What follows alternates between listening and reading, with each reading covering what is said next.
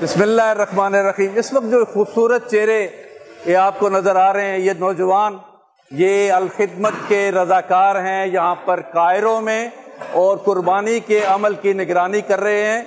100 गायों की कुर्बानी इन 20 नौजवानों के ज़रिए की जा रही है।